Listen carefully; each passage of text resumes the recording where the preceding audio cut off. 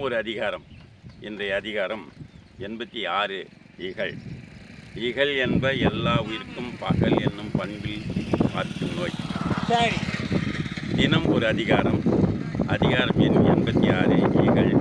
இகல் என்ப எல்லா உயிர்க்கும் பகல் என்னும் பண்பின்மை பாரிக்கும் நோய். பகல் கருதி பற்றாசையினும் இகல் கருதி என்னா செய்யாமை தலை.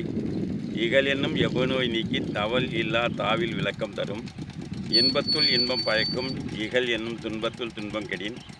இகல் எதிர் சாய்தொழுக வல்லாரையாரே மிகழுக்கும் தன்மை அவர்.